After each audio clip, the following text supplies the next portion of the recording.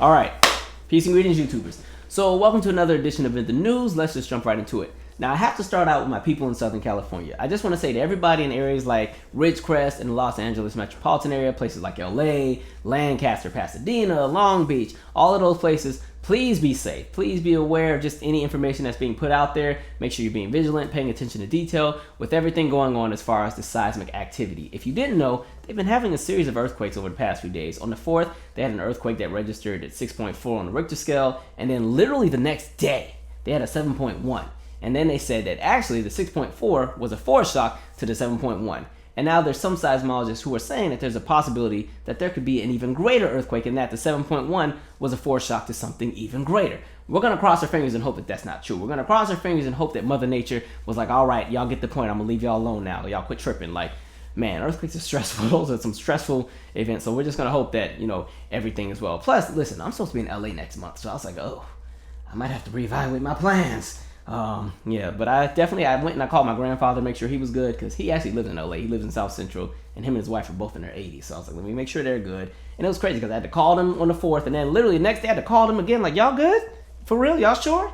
Like, man, that's scary. Earthquakes are something else. And earthquakes are like, first of all the natural disasters are terrible, but earthquakes, for some reason, those are the ones I'm the most traumatized by. Maybe because I've been through a few of them. And the thing is, earthquakes just show up. Like, you don't get a warning or anything. Really, literally all you get is you hear a loud, this is for bigger quakes. You hear a loud noise where it sounds like maybe a train is really close to your building, or there's a plane that's flying extremely low, and then here comes the earthquake. And literally, that all happens in like 4 or 5 seconds. That's all you get. At least a hurricane, you get a few days warning. You know what I mean? You see it on the weather map coming from the coast of Africa over to the United States. You got some days to map out what you want to do. You can pack some stuff and go on a road trip somewhere else. And even tornadoes, you get a few minutes, but earthquakes just show up like, what you want to do? What's up? It's 3 a.m. What you want to do? like okay. And then the worst part, earthquakes, then they can't even just be over. Like with a hurricane, as terrible as they are, because they just sit on top of you for hours and hours. You're like, dang, is this thing over yet? Look, when Hurricane Sandy and Hurricane Irene hit this area, I was like, how long is this thing is this over yet? How long is it gonna be? But look, after the hurricane is over, that's it. It's done. Earthquakes are like, nah, we ain't finished yet. I'm gonna give you an earthquake, then I'm gonna give you some aftershocks. And then I'm gonna give you aftershocks for like the rest of the month. Like they just come whenever they feel like it. Like earthquakes, man. I remember when we had a 6.8 when I was in middle school. That earthquake had me so shook that any other earthquake I've ever been in, I just would always just run out the building. I remember one time I ran out the house in my drawers. I didn't have no clothes on, just some drawers. Ran out the house, left the whole family in there, shook. Like, man, it doesn't help. I gotta stop watching all those death and doom shows that be on like the Discovery Channel, because they're always trying to make you feel like you're gonna die tomorrow, because they're always like, it's not a matter of if, but when.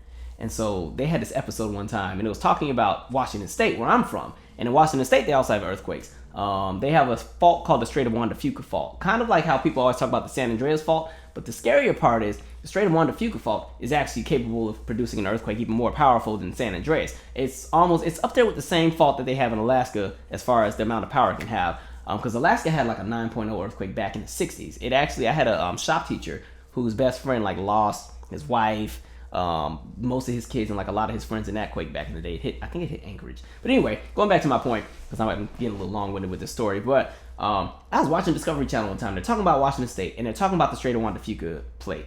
And so the plate, with earthquakes, if you ever are in an earthquake, the one you want to be in is when the plates just kind of slide up against each other. These are the nice, polite earthquakes that are not too terrible. You don't want the ones where you have the plates that are like next to each other and one slides and pushes up and pushes the other down. Those are the worst ones. That's what they were saying would happen with the Strait of Juan de Fuca plate. Now that Juan de Fuca plate sits directly under downtown Seattle, specifically right under Safeco Field where the Mariners play as far as baseball. And so they're like, yeah, if that one hits, one portion of Seattle is going to just go straight up like 8 feet, and another portion is going to drop like 8 feet. I was like, oh, really? That's going to happen? And so I thought that was it. And then they're like, and on top of that, because the quake would be so powerful, it could possibly trigger eruptions from the nearby mountains. Like Seattle's unique because there's a bunch of mountains like that are volcanic that are still active. So you got Mount Rainier, which is like a 50-minute drive on one side. Mount Adams is over there. Mount Baker. Like, you got all these mountains. But the main one you got to worry about is Mount Rainier because it's 14,000 feet tall. And they're like, it could trigger an eruption with Mount Rainier. And then you're like, dang, okay. So not only do you got to worry about the earthquake, you got to worry about the ash that's going to come and blacken the sky. And on top of that, you got to worry about the pyroclastic flow. That's all the hot ash that shoots out of the mountain and kills everything in sight. So if you've ever seen the clips of like Mount St. Helens when it erupted, and then you just see all those trees get knocked over. That was the pyroclastic flow. And so they're like, then you got to worry about the pyroclastic flow. And then because Mount Rainier has a bunch of glaciers on it, all of that heat would make all of those glaciers melt and turn into water and mud. And then that slides down the mountain. And then everybody below, so areas like Tacoma and Spanaway where I'm from, and Parkland and Puyallup, all of those will get covered by what you call a lahar. I'm like, damn, what are we supposed to do? You just need to be in a plane that day, even though I guess the plane would get caught in ash and then still crash. I was like, God, Discovery Channel will have you shook. But anyway, earthquakes are not fun. I didn't mean to go on this little rant, but man, let's move on. But yeah, everybody in California, please be safe. Just be vigilant. Like if you smell gas and stuff like that, get out of the house, call 911. If you feel like your house is settling, like you keep hearing cracking and you feel a shaking, but the ground's not moving, definitely make sure your house is still sitting on the foundation properly. That's the way a lot of people lose their homes too. As far as the houses being like shaken off the foundation, and people don't realize until a few days later. But anyway, have we seen this story about them saying how roaches are starting to become immune to like bug spray, and soon we won't be able to kill them with spray? You'll just have to literally step on them to get rid of them.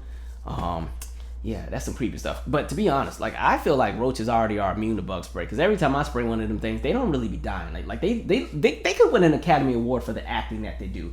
Like every time I go to Savannah to visit my grandma, like they have a lot of roaches down there just because of the climate, and then they have those water bugs too. And I swear they like mate with each other. Like the roaches and the water bugs just mate and make like this super roach bug that you don't even know what to name it, and they fly.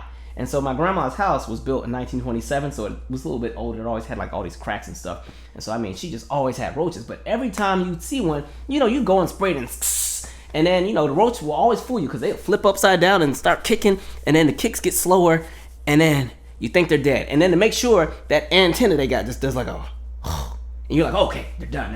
And so you get the broom to get ready to sweep it up, and right when you're about to sweep it, next thing you know, they wake back up. I'm like, what? Okay, and then you freak out, and then you get the spray, and you do that extra coat where it's like the white foam covers, like you just cover the whole road.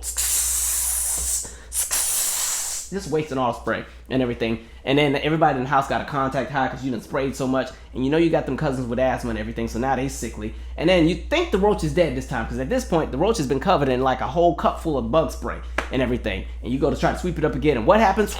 I'm like, yo. So you leave it there. This is when I was little. Hell, I'll come back tomorrow. It's just going to stay in the corner. Come back the next day.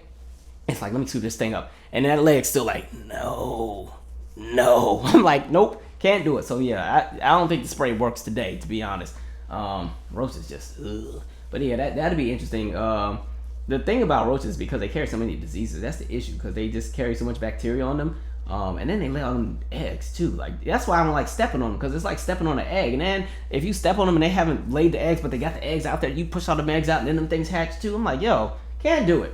Roaches and earthquakes, the two things that got me shook, especially the ones that fly. Like there's no cool way to swat one away. Like they just, and like my grandma, like I said, like especially if you have a lot of trees and you live down south, because my grandma had a pecan tree, a moss tree, a weeping willow, I'm skipping a banana tree, and like some other kind of tree. So they're just roaches at night. They just start flying in, and they'll hit you in the head when they fly too. I'm like, what kind of just roaches? They're about that life. I'm like, okay, keep that same energy when I bring the spray. But now I guess the spray don't work no more, so I don't know what we gonna do. Anyway, moving on. By the way, before I get into the serious stories, I did have one more thing to tell y'all. Apparently, I'm on Netflix, and I didn't even know it. Like I'm famous. Like I'm on TV. Like my friend Tana May hit me and was like, we're on TV, right? I was like, we are? I was like, on what? And they're like, on Netflix. I was like, and I'm trying to think, like, I don't remember signing on to any projects for Netflix. I was like, okay, it's nothing super big, but let's just go to the clip, all right? Okay, where's it at? Hold on. Okay, I want you to pay attention to the audience. All right, what's up, Holly Berry? Make speeches. That's not my life. I make deals. All right, pause. All right, so we go and zoom in. Look who's there. I'm famous. I'm out. I'm telling my boss I quit today. So now that I'm famous because I've been on Netflix and, I hang out with the likes of people like Holly Berry on random Tuesdays, first thing I'm going to do is go and quit my job. I'm up out of there because they've been getting on my nerves lately. No, I'm just kidding. Listen, this thing is itching. This reminds me of that thing Lee Daniels had on when Damon Dash pulled up on him. But anyway, the clip is from the documentary Black Godfather. It's on Netflix. If you follow me, I always talk about how I always would be a seat filler at the BET Honors Ceremony. And so that was from 2013. I think my review is still on this channel if you want to check it out. I talk about my experience that day and everything like that. But anyway, I'm gonna keep this on for like one more story because this thing keep falling. I'm trying to look rich here. I don't play the part very well. By the way, some of you kept asking me about my thoughts on the DeBarge movie that aired on TV One. Listen, I tried, folks. I tried. I actually sat through the whole thing. It just wasn't good. It got better towards the end. And it's not even the issue of the budget as far as how it looked, because I already expected that. Like, TV One still, in my opinion, is a newer network. And so I just thought they dropped the ball with a lot of things. It wasn't just the quality of how the scenes looked, especially them scenes when they were performing. I'm like, y'all, that and the wigs and it was a lot going on. The storyline, it picked up towards the end. But I still wanted to support, because I feel like the more you support some of these networks, the bigger budgets they'll get as viewers watch and support. So, I still supported it. I just think TV One shines with their programming like Unsung. So if they can figure out a way to kind of make that correlate into film, maybe the next ones will be better. But it was interesting. I sat through it. It's not something I'd probably ever watch again, but I saw what they were trying to do. So kudos to those who tried to put it together. But it comes with a territory when you have limited resources to do a big project. That needed to be a movie that should have probably been like 2.5 hours long to really capture everything that happened with that family and everything that was taking place. And really, I feel like the movie was about 1 hour and 10 minutes once you take into account all the commercials they had. So, they had to kind of zip and rush through the storyline. So stuff just didn't really come together. But it is what it is. Anyway, I got to take this crap off because I feel blind in here. All right, moving on. And then I wanted to take some time to address some of the clout chasing we've been seeing in social media. You're seeing a lot of clips where you see people doing a lot of foolish things. To try to get some Instagram fame or Twitter fame or a few retweets or a few likes or to go viral.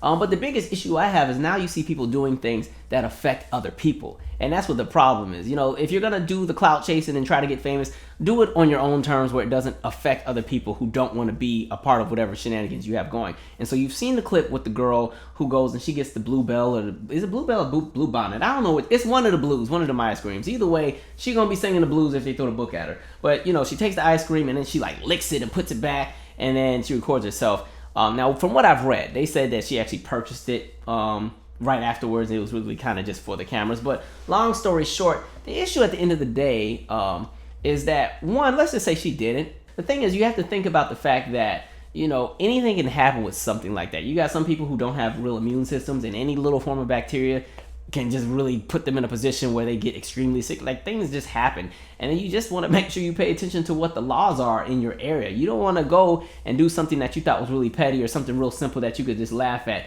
and it turns out it's actually a felony. Like something like that actually sucks.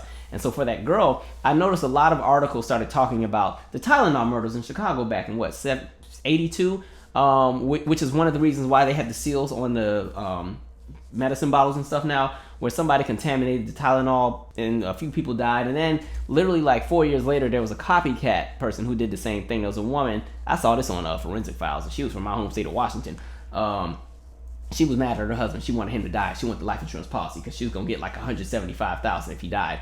And so she literally went to the grocery store. She put cyanide in like a bunch of Excedrin bottles and sealed them up. And then, of course, because I think she knew her husband was sick and he was going to go there and get Excedrin. But other people went and purchased some of the Excedrin that she contaminated. And so, like, I forgot how many people died, but some folks died. I don't even think the husband died either. He got it and got sick. I can't remember what happened. But long story short, yeah, this folks that are crazy. And the issue with the ice cream girl is that now you see other people doing the same thing. There was some other little goofy kid that went, and you saw him just dig his hands in the ice cream and eat it and put it back. And then he posted his little clip because the police actually came to his house. And then he was still talking trash afterwards. My thing is just, if you're going to do the clout chasing and do foolish things, do stuff that doesn't involve people who don't want to be a part of your shenanigans. Like, when it comes to, like, food and stuff, like, that's something to really not play with. But, by the way, I'm also, like, with these food companies, y'all need to start sealing your stuff off. Like, something like ice cream, I feel like should be sealed anyway, because it has questionable, properties. It's dairy. Like, stuff like that needs to just be sealed off to begin with. But yeah, that's crazy. Like, if you're gonna do the clout chasing and stuff, like, don't involve people. That's why I'm not a fan of, like, the prank videos. I think those are annoying. I'm not a fan of a lot of the stuff I see people do. Like, I just saw the clips from the 4th, because, in the 4th in a lot of cities, you got teenagers that like to shoot firecrackers and stuff at each other and, like, play tag. Cool, because y'all do that with each other. Just hopefully you don't get burned. But then I saw some other clips where I saw, like, these kids, they shot a rocket into a crowd of people. There was another one where these kids, they got out of a cab, lit the firecracker, closed the door, and ran, and it blew up in the man's car while he's driving. I'm like, you kids are crazy. Like, I don't think people think about the long-term effects that come with the decisions that you make. The last thing you want is for something foolish that you did when you were 14 or 15 or 16 to come and follow you into your 30s and 40s at the peak of your career. You know, you don't want something like that to stop you from getting that promotion or getting whatever it is that you want to have. So folks got to think about that. Hell, that's why I don't even like being on camera sometimes. Not like with YouTube, but just like in random moments. Because I always tell my teenagers too, like when there's those little fights and stuff at school, I'm like, make sure you are not in the camera. Even if you're just watching from the side, that crap will come back to get you. Man, I remember I was in Harris Teeter, and so long story short, I was cussing out this lady because she ran over my foot with the shopping cart. And so while I'm telling her, like, and the worst part was, it was like she didn't apologize. And then when I told her, like, yo, you just ran over my foot with a shopping cart, she just wanted to just kind of like keep walking like she didn't hear me. So as I was confronting her, here comes the goofy boyfriend. You don't talk to my girlfriend that way. And I'm like, okay, you can catch everything I was about to tell her. And so I'm sitting here arguing with the dude trying to say, like, look, here's the thing. This is another issue with gentrification too, because the levels of respect and disrespect just start shifting. But anyway, I'm telling the guy, like, look, she ran over my foot with a shopping cart. All I'm saying is, because these grocery stores in DC are already small, the aisles are this wide, I'm like, be mindful of where you're going. And like, if you run over my foot, the least you can do is just say, my bad, and keep it moving. But for you to ignore whatever I just said and act like it didn't matter, now you done pissed me off. So I'm sitting here arguing with the dude about what his girlfriend did. I look to the left. Some stupid person got a camera recorder. I'm like, ain't about to be a fight in here. You think I'm about to be in here boxing and bucking up and messing up my career over some... Nah, at least not by the avocados, you know, because I was by the avocados. We at least need to move to the liquor aisle just in case we get in a fight and I start losing or something. At least I can grab a bottle and come back in for the rebound if they start trying to stump me out or something. But, man, so yeah, folks in the clout chasing. Folks just got to do better. Let's talk about Flint. So I don't know if you've seen this, but it's actually kind of disappointing. I was reading that they've been dropping a lot of the charges against the people that had been involved with some of the Flint cover-up as far as the water situation. The charges were dropped against, I think, 8 people as far as what had been going down. Like, we've talked about Flint a few times on this channel, and if you ever look at my description, for literally every video I've had for maybe the last year, I have the links to, you know, support that you can give to people in Flint, Michigan. Long story short, for those who don't really understand what's happening, long story short, they flipped. I've said long story short like a million times today. My bad. Maybe I ain't have enough vegetables today or what. But anyway, they changed the water source for Flint, Michigan because they, long story, I said it again. Dang. I need a new phrase. Bunch of rich, greedy people, pretty much, signed on to do a project which required them to kind of change the water source and redo the piping and everything like that because it would be a big, multi-million-dollar deal. And so in order for that to happen and be complete, they would need to switch Flint's water source for at least 2 years to get the project done. And so the water source from Flint went from the Detroit Municipal, I forgot what the full name was for the water source, but it switched to the Flint River. The problem is the Flint River has all kind of contaminants in it, and toxins, fecal matter, waste from old factories that aren't even in existence anymore, all kind of things. Agents that can lead to lesions and stuff on your skin and everything like that, had all kind of stuff like that. And so they went ahead, they switched the water source, you know, and you start seeing all these people get sick. You had 12 people who died. And mind you, stuff like this is not uncommon. This happened all across the country where you see different things as far as water contamination. That's why they had that entire movie, Aaron Brockovich. That's where that came from, because that was based out of California where something similar happened.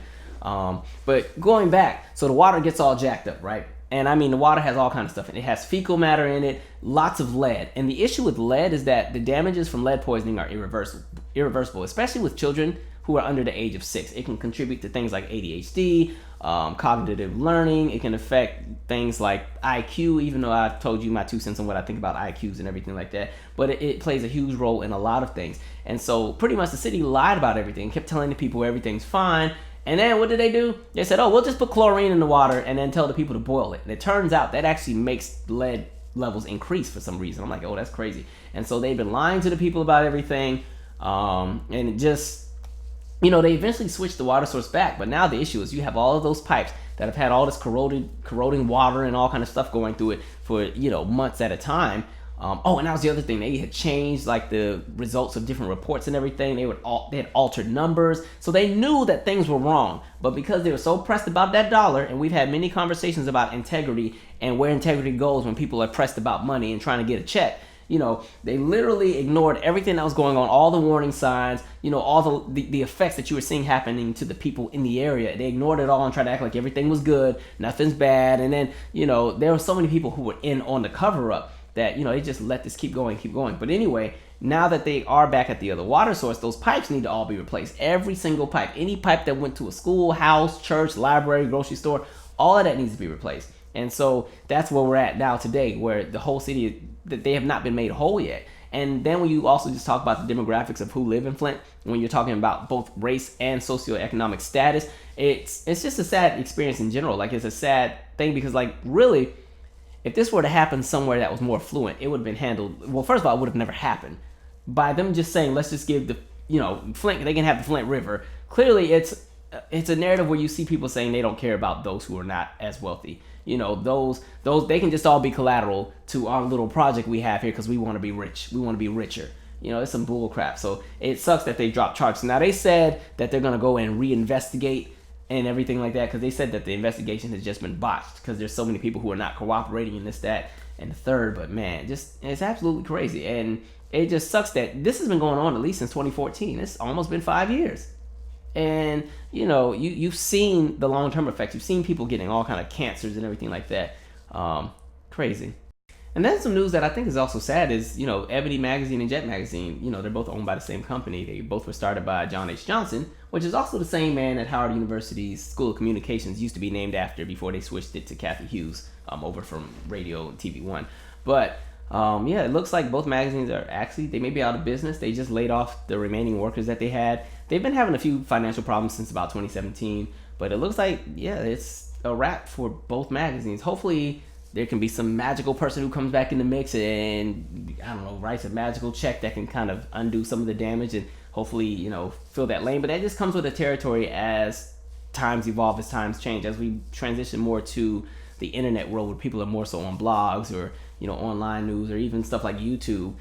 Print magazine does shift, and Ebony did try to align with the times and started going more so online, but it's things happen. So hopefully, to everybody who's lost their jobs, hopefully things can work out with that. We've seen a lot of magazines go as of late, unfortunately, but it's just something that comes with the times. As people make new technology and new advancements, there's some things that kind of get left in the dust, and then sometimes things work full cycle and people have appreciation for other things later down the line. So now you're seeing like the re-emergence of people wanting to get vinyls as far as music, like the records and stuff. And now I've even seen a movement where people want cassettes. I was like, okay, so who knows, maybe the magazines can make a comeback. We'll see. And then it was being reported that Meghan McCain was thinking about leaving The View, and so a lot of people were like, yeah, get her out of there. Me personally, she's not my kind of person at all. However, I do think with a show like that, you do need opposing views in order for everything to stay balanced, because that's the purpose of the show. Her biggest fault is that she just gets too emotionally attached to all the stories, and then she be sitting there all pissed off and mad, and ain't got an attitude the rest of the show. And she be out of pocket sometimes. Sometimes I want the other ones to just kind of really tell her about herself, but for some reason they coddle her. And then I notice sometimes when she does some things that are really out of pocket, Whoopi will coddle her as well. If like Whoopi will correct her and then coddle her. Like, I don't know why they will walk on eggshells for this woman's feelings, even though she can say some of the most hateful and backward stuff on occasion. I'm like, what? Okay, I guess. It is what it is. But, yeah, Meghan, I guess. Then I definitely wanted to send condolences to the football player Kendrick Norton. He's from the Miami Dolphins. If you didn't see the story, unfortunately, he was in a car accident and he lost his arm. They had to amputate it. And I was just thinking, like, man, that's tough. You know what I mean? Like, you spend your whole life to work for something that you dreamed of since you were a kid, and then to pretty much lose it. I'm not saying he can never play football again, because with technology, anything is possible, but that's got to be really sad. So I hope he's getting the necessary counseling and everything. I really hope like the people who are around him, who love him, really keep him just like covered, and they make sure he's good, because that's a lot to really work hard for something and you lose it, and he's so young. Like, man, I felt horrible when I saw that. And the NFL, I hope they're definitely I hope they have some kind of plan to help support, because sometimes the NFL will dump you real quick. The way they will drop people off real quick, which is why I wish the retired NFL players who sued didn't take that settlement, because they took such a small settlement when it came to the ones who all had the brain injuries and everything like that. Like, they could have gotten so much more, because I don't think what they were paid was nearly enough for the long-term effects of them giving their bodies to an entire corporation, literally. And then what do they get out of it? They get CTE and all kind of bodily jacked up aspects where they can't even function the same and can't even sleep at night. It sucks, but I hope everything works out for him. And then also, best wishes to Stevie Wonder. He is getting a kidney transplant. We need that to work properly, because listen, I can't lose Stevie. We can't lose Stevie. We're not going to put that in the universe, so I hope everything works out for Stevie. Anyway, Hopefully you all have a great week. It's about to be well, it's actually Monday now. It's 12:06 in the morning. By the time y'all see this, it'll probably be 8 in the morning by the time I upload it and edit. But anyway, share your 2 cents. I think we're going live Thursday. I don't know what we're talking about, but I think we're going live Thursday. So we'll see. Anyway, I'm out. Subscribe.